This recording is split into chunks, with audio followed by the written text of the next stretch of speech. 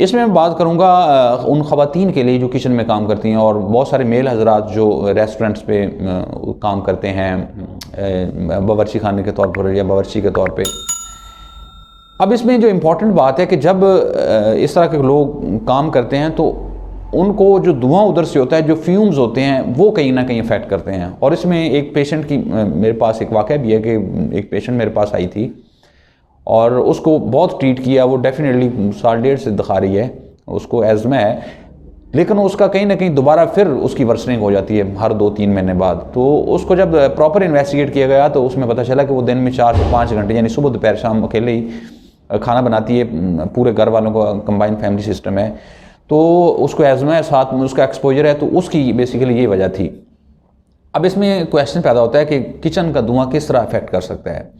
इसमें 2 चीज़ें हैं बेसिकली। एक तो है जो किचन के अंदर एक धुआं है जिसका अपना होता है, जो जिस तरह कोयले का धुआं होता है उसमें ये गैसेस होती हैं, कार्बन मोनोऑक्साइड है, नाइट्रोजन डाइऑक्साइड है, सल्फर ऑक्साइड है।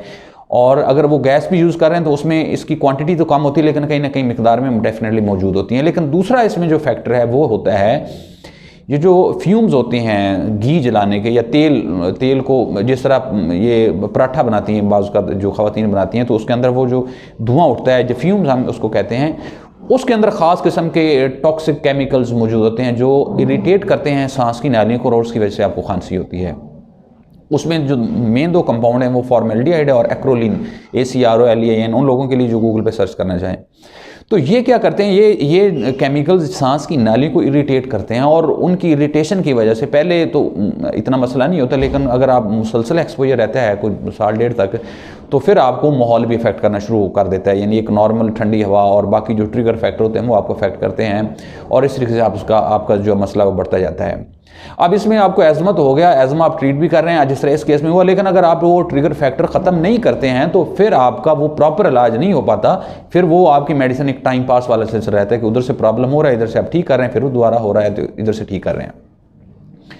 अब इसमें अगला होता है कि किस तरह पता चलाया जाए कि इस बंदे को ये वजह हो सकती है, स्पेशली फीमेल्स में होता है। उसका सिंपल फार्मूला है कि आपने असेस करना है कि आप 24 आवर्स में कितनी देर किचन में गुजारते हैं, और अगर गुजारते भी हैं तो इस तरह फॉर एग्जांपल उसका भी फ़र्क किया जा सकता है। जिस तरह एक सालन बनाना तो उसमें ये फ्यूम्स वगैरह नहीं होते, उसमें कम एक्सपोजर होगा, लेकिन स्पेशली जब इस तरह के बारबेक्यू टाइप है या जिस तरह ये इसमें पराठे वगैरह बनाना है तो इसमें काफ़ी एक्सपोजर होता है इन फ्यूम्स, और ये इरिटेट करते हैं और इसकी वजह से आपको प्रॉब्लम खांसी का हो सकता है।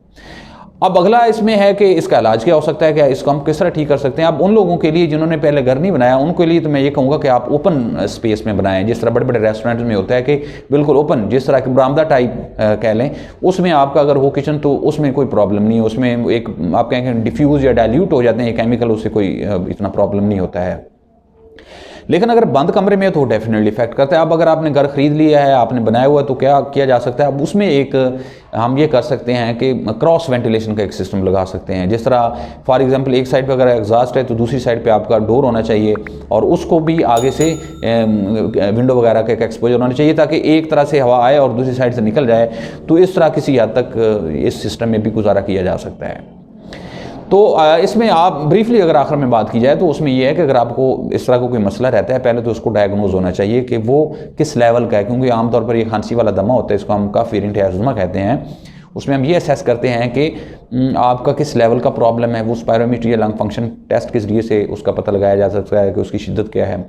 फिर उसमें ये ट्रिगर फैक्टर ख़त्म करने ज़रूरी है। अगर आप नहीं करते तो फिर टाइम पास वाला सिलसिला होता है, एक साइकिल चलता रहता है, आपका प्रॉब्लम उधर से ठीक होता है, उधर से फिर दोबारा प्रॉब्लम हो जाता है। और तीसरा यह है कि जो फैक्टर आप ठीक कर सकते हैं आप कोशिश करें, और अगर कुछ भी नहीं कर सकते तो कम से कम इसके साथ साथ जो फीमेल्स हैं वो कोई आपका आधा घंटा या 1 घंटे का एक्सपोजर बिल्कुल एक फ्रेश एयर का होना चाहिए, ताकि उसमें जो चीज़ें हैं वो काफ़ी हद तक डाइल्यूट हो जाएं और आपका जो लंग्स हैं वो ज़्यादा इससे इफेक्टेड ना हों।